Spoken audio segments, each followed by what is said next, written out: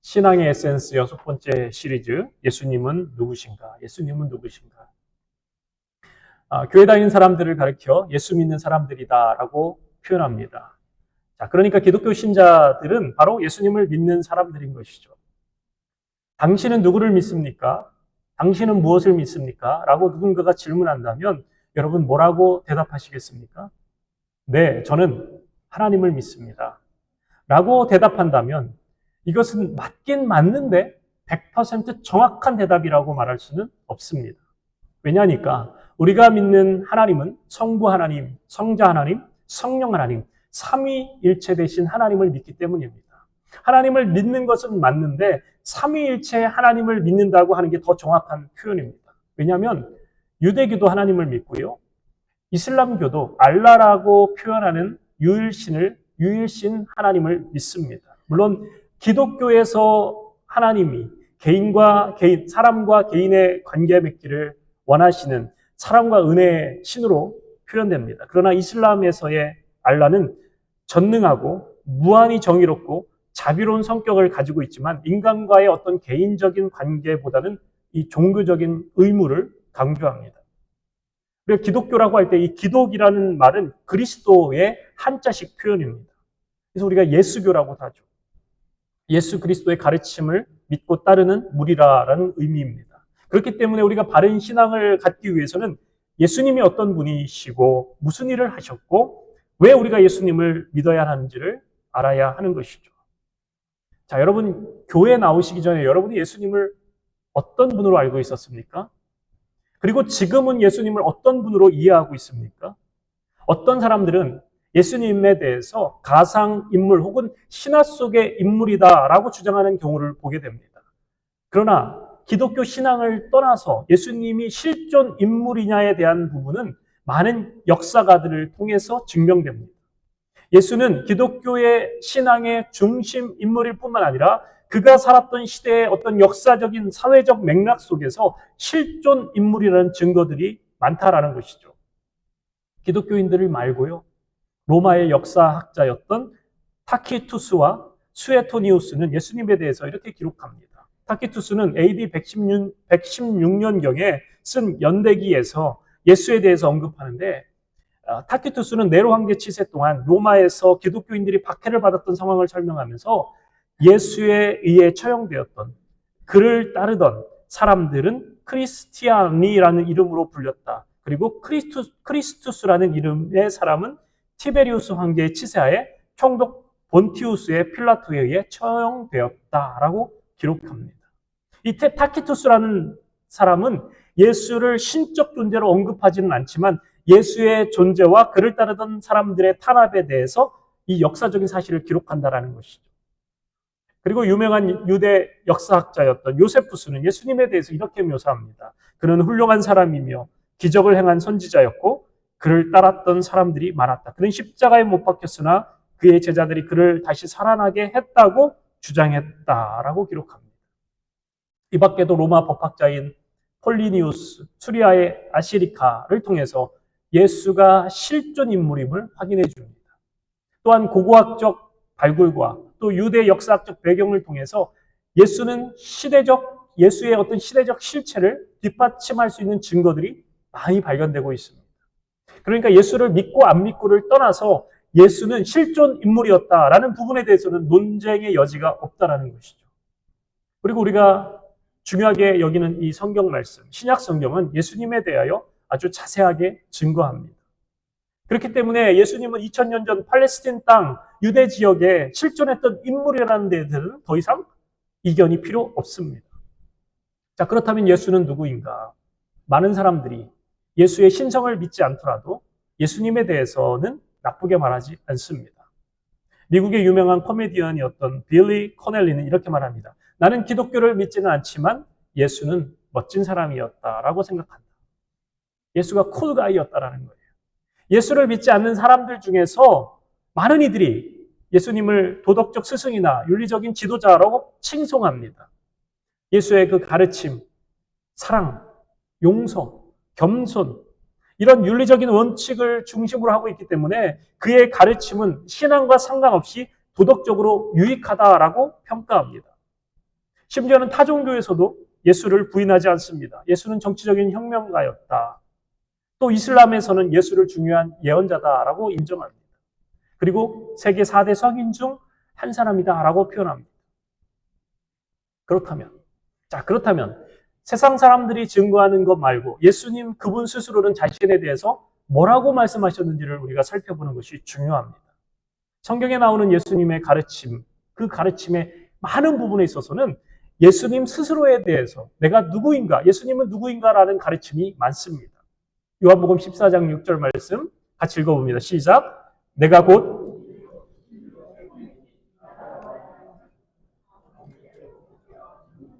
곧 길이요 진리요 생명이니 나로 말미암지 않고는 아버지께로 올 자가 없느니라. 하나님을 만나기 위해서는 반드시 예수님을 통과해야 된다라는 것이죠. 또 요한복음 6장 35절에 보면 예수님 스스로를 생명의 떡이다라고 하시면서 너희의 그 굶주림, 영혼의 굶주림, 마음의 굶주림을 채우고 싶다면 나에게 나아오너라 말씀하시죠. 또한 절망과 어둠 가운데 살아가는 자들에게 예수님은 이렇게 말씀하셨어요.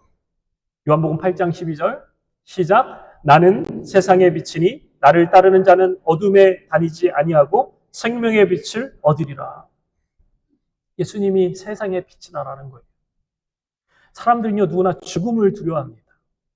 제 아무리 전쟁의 영웅호걸이라 하더라도 싸움에 능한 장수라 하더라도 이 죽음 앞에서는 장사가 없습니다.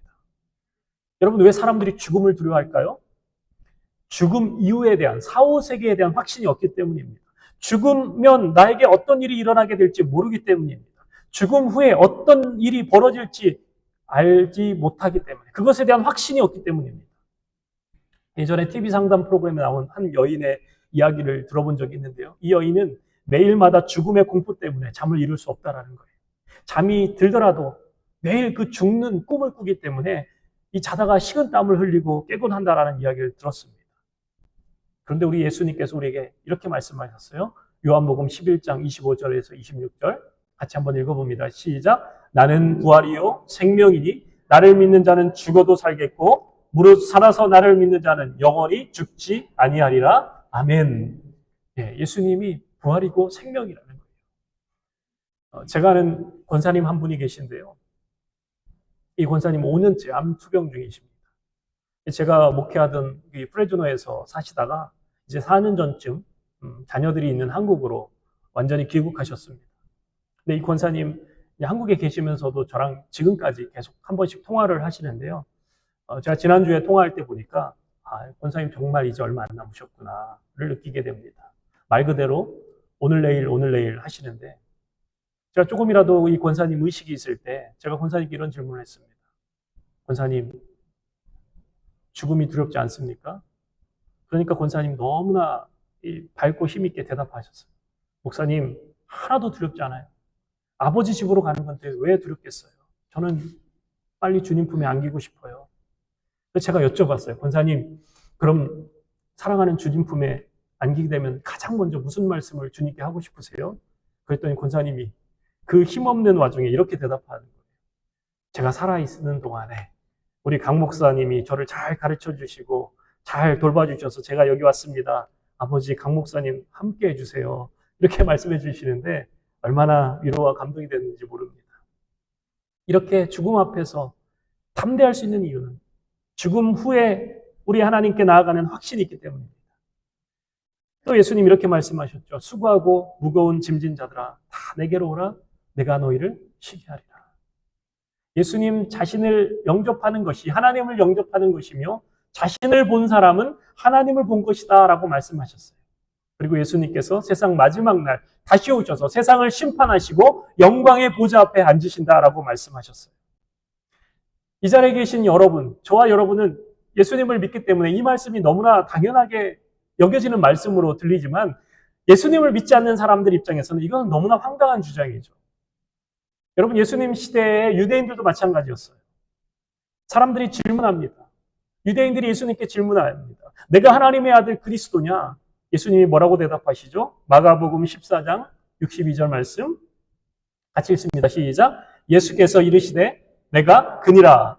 인자가 권능자의 우편에 앉은 것과 하늘 구름을 타고 오는 것을 너희가 보리라 하시니, 예수님 당신 스스로에 대해서 하나님의 아들, 메시아, 그리스도라 이렇게 선포하셨어요.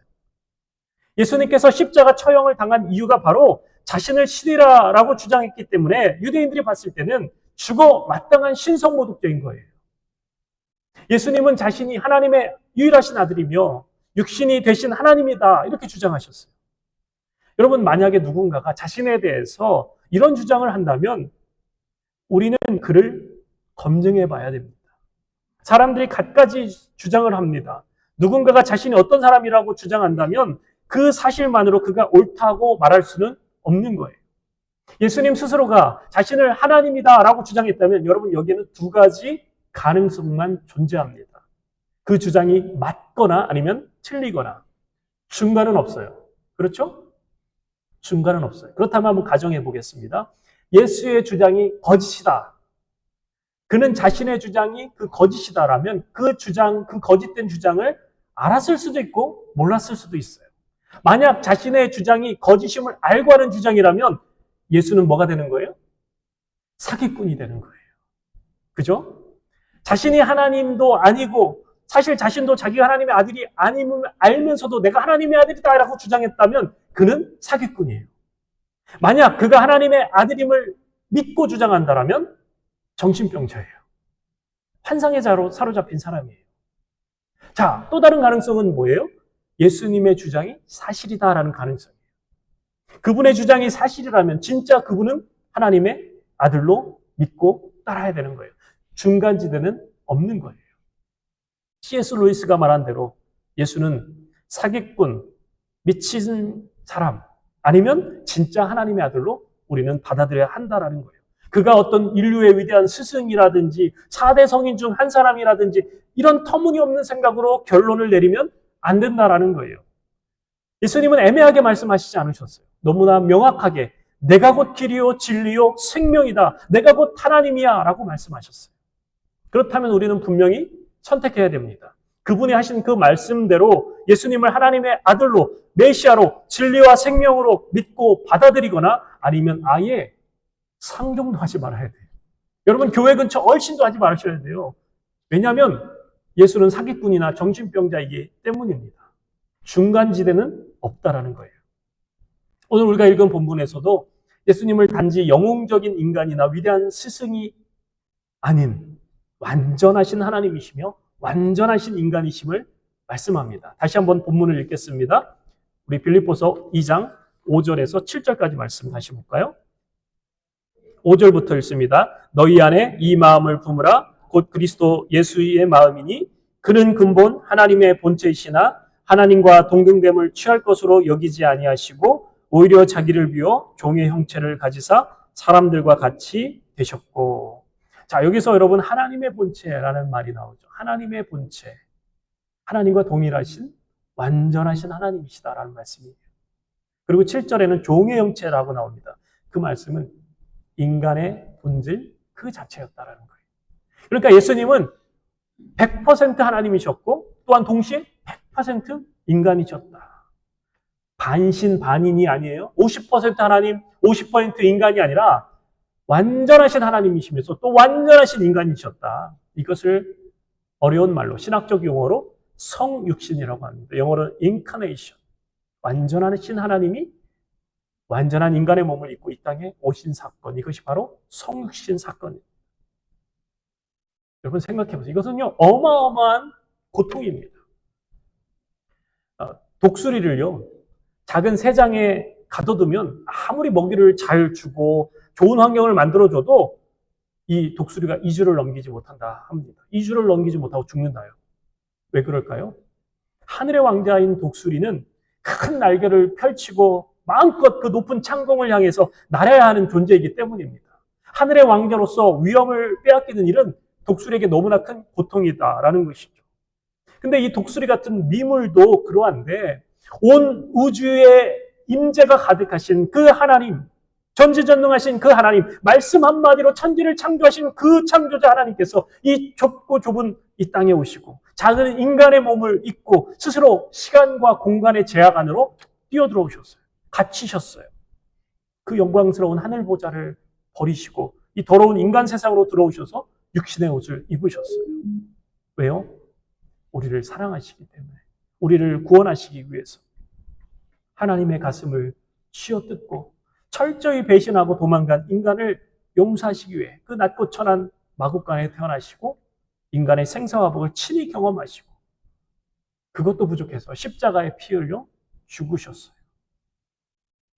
누군가를 이해하기 위해서는 그 사람과 같은 형편에 처해봐야만 이해할 수 있어요. 누가 아픈 사람을 이해할 수 있을까요? 아파본 사람만이 위로할 수 있습니다. 배고프지 않으면 배고픈 사람의 고통을 모릅니다. 배신당해보지 않으면 배신당해본 사람의 아픔을 모릅니다. 제가 프레즈너에서 목회할 때 너무도 사랑하는 딸을 갑작스럽게, 정말 갑작스럽게 천국에 보내게 된 집사님이 계셨어요. 사랑하는 자녀를 먼저 보낸 그 시리에 그 아픔을 누가 도대체 위로하고 이해할 수 있겠습니까? 너무나 큰 고통이죠. 그런데 누가 위로하느냐? 예전에 똑같이 자녀 잃어본 경험을, 그 아픔을 겪은 권사님이 이렇게 위로하시는 거예요. 김 집사, 힘들어도 힘내자. 지금은 죽을 것 같이 아파도 살아보니 사라지더라. 힘내자. 우리 주님은 인간의 옷을 입고 이 땅에 사시면서 모든 배고픔, 또 인간의 피곤함, 또 배신, 또 고독, 심지어는 죽음의 그 고통까지 다 겪어보셨어요. 히브리서 4장 14절에 보면 이런 말씀이 있죠. 그러므로 우리에게 큰 대제사장이 계시니 승천하시니 곧 하나님의 아들 예수시라. 우리가 믿는 도리를 굳게 잡을지어다. 우리에게 있는 대제사장은 우리의 연약함을 동정하지 못하실 이가 아니요 모든 일에 우리와 똑같이 시험을 받으신 이로되 죄는 없으시리이다. 우리의 연약함을 동정하지 못하실 리가 아니요. 옛날 버전으로는 이 말씀이 체휼하셨다 이렇게 표현합니다. 그러니까 이 말은 몸소 다 겪어보셨다라는 거예요. 우리가 겪는 고난, 어려움, 죄의 유혹 예수님 다 친히 체험해 보셨기 때문에 우리는 그분께 더 가까이 나아가 그분의 위로와 그분의 도움을 받을 수 있다라는 거예요. 우리를 이해할 수 있는 하나님. 우리를 이해하시는 것만으로 끝나는 것이 아니라 우리를 도우실 능력의 하나님이시다라는 거예요. 빌립보서 2장 8절에 보면 예수님께서 하늘 영광 버리시고 이 땅에 내려오신 것만으로도 부족하셔서 더는 내려갈 수 없는 가장 무섭고 가장 비참한 자리, 가장 잔인한 그 십자가의 자리까지 내려오셨어요. 죄수의 옷을 모두 벌거벗긴 채. 우리가 십자가의 예수님 사진이나 이렇게 이런 모습으로 보면은 중요한 부위는 가린 것처럼 보이지만 사실은 다 벌거벗긴 거예요. 그리고 죽도록 채찍으로 내려 맞으시고 두 손과 두 발이 못을 박혔습니다. 그리고 나무에 오랜 시간 매달려 뙤약 끝에서 세워놨기 때문에 피가 마르고 숨이 막히는 고통을 당하며 천천히 죽어가셨습니다. 우리 주님이 이렇게 힘이 없으셔서 십자가에서 고난을 당하신 게 아니죠. 못난 저와 여러분을 사랑하셔서 우리를 구원하시기 위해 기꺼이 자원하셔서 그 고통의 길을, 고난의 길을, 십자가의 길을 선택하셨습니다. 제가 결혼할 때, 제 아내와 결혼할 때 제 아내를 데리고 오기 위해서 제 처갓집에 500원을 지불하고 사왔다면 제 아내는 얼마짜리일까요? 500원을 지불하고 사왔다면 얼마짜리일까요? 500원짜리죠. 만약에 제가 제 아내를 처갓집에 1000만 불 주고 사왔다면 제 아내는 얼마짜리일까요? 1000만 불. 1000만 불 주도 안 바꿀 사람입니다. 이따 말씀해 주세요. 제가 이렇게 얘기했다고. 하나님의 아들 예수 그리스도의 생명을 주고 저와 여러분을 사셨다면 저와 여러분은 얼마짜리 인생인가요? 예수님짜리 인생입니다. 따라서 할까요? 나는 예수님짜리 인생이다. 예수님짜리 인생이에요. 예수님짜리. 나를 사시기 위해서 예수님을 지불하신 거예요. 예수 그리스도의 피값 주고 산 인생이기 때문에 여러분 우리는 예수 그리스도의 피값답게 살다가 주님께 나아가야 되는 줄로 믿습니다.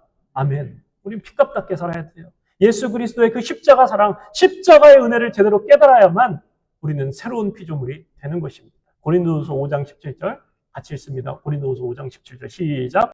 그런즉 누구든지 그리스도 안에 있으면 새로운 피조물이라. 이전 것은 지나갔으니 보라 새 것이 되었다. 여러분, 우리가 십자가를 볼 때마다, 예수 그리스도의 그 십자가를 볼 때마다 내 죄가 얼마나 크고 무서운가, 그것을 깨달아야 돼요. 저 십자가에 달릴 사람은 사실 나다.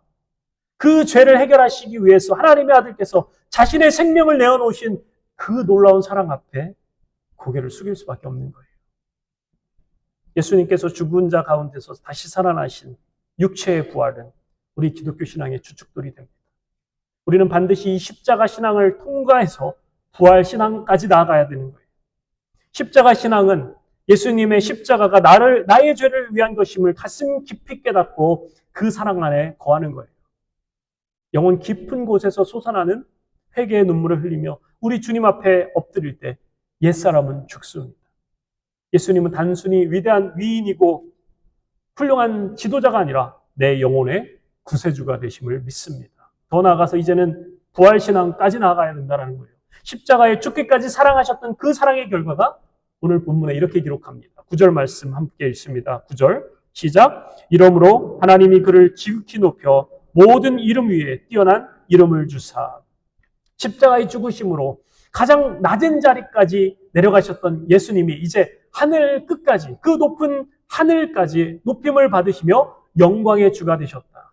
십자가에서 영광으로, 죽음에서 부활로 이 대역전 드라마가 펼쳐진 거예요. 사람들은 그를 십자가에 달려 죽게 했지만 하나님은 그를 다시 살리시고 하늘 보좌에 높이 앉히셨습니다.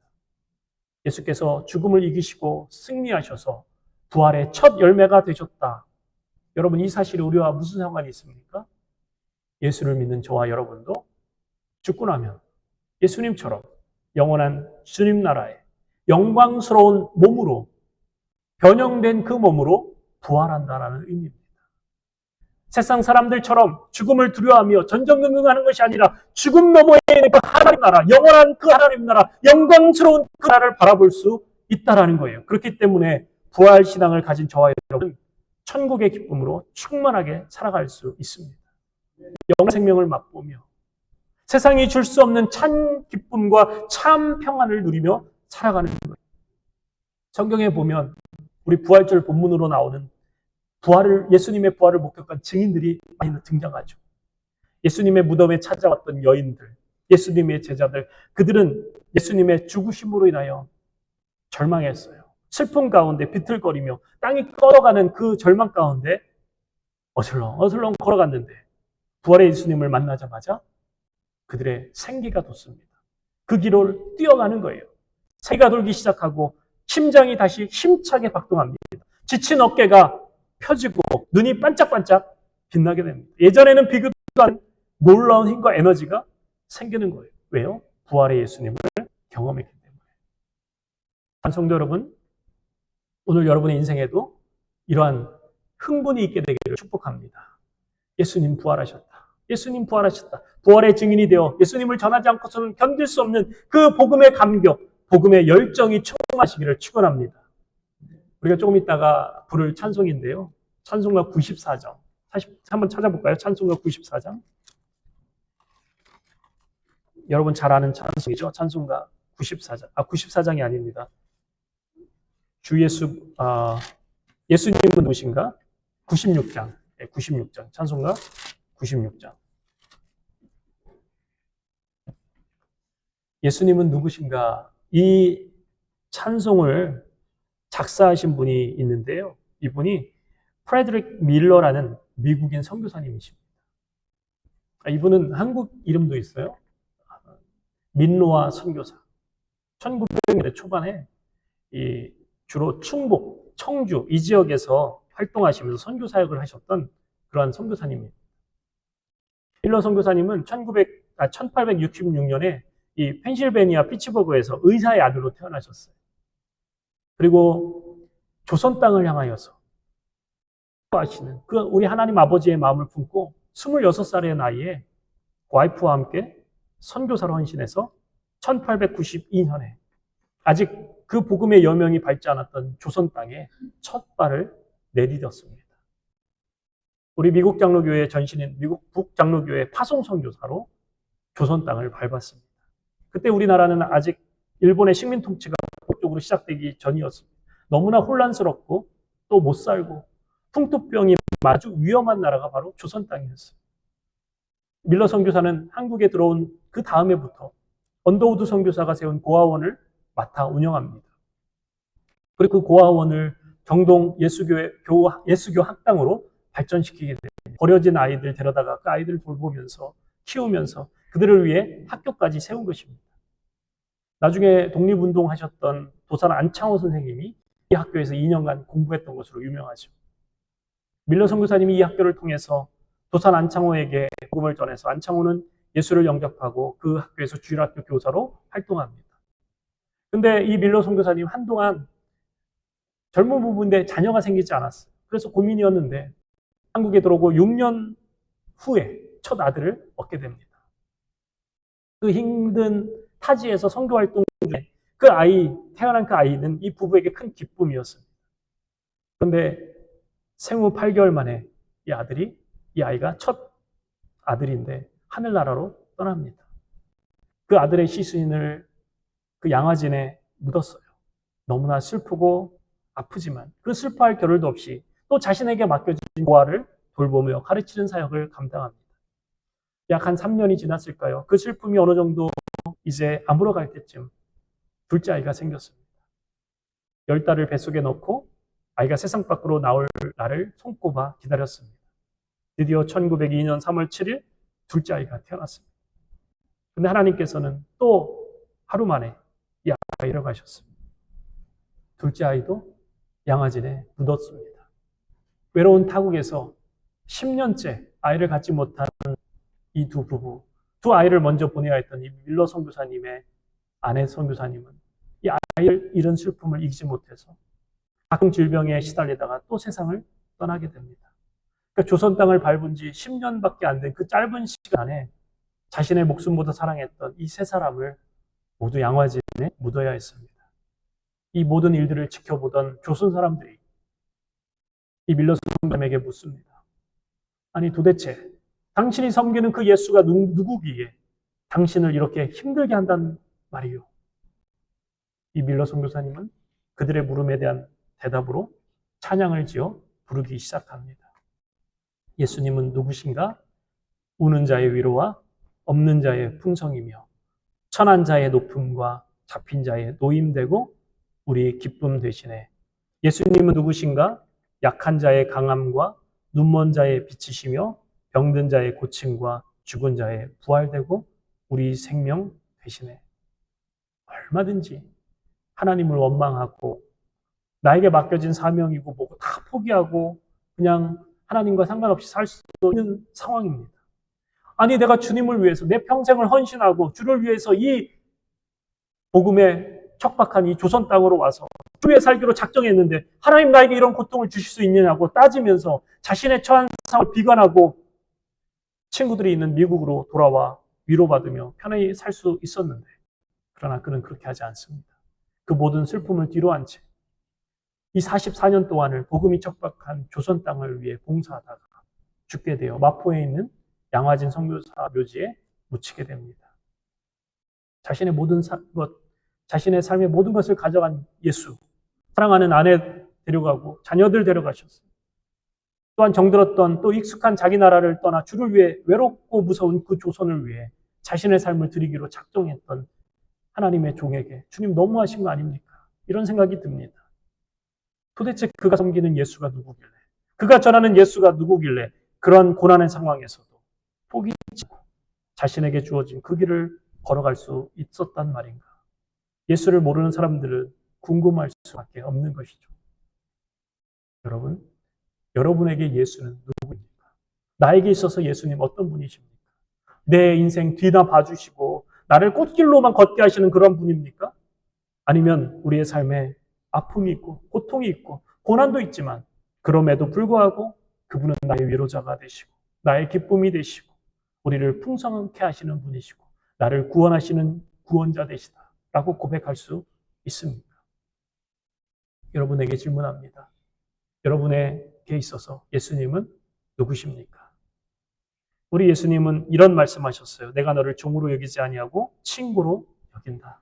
우리 주님은 우리와 함께 하시면서 내가 힘들 때 위로해주고 넘어질 때 일으켜 세워주시고 이 땅을 살아가는 동안에 믿음 지키며 사는 것이 힘든 것을 나보다 더 잘 알고 계시기 때문에 성령을 부어주시겠다 약속하신 하나님이십니다.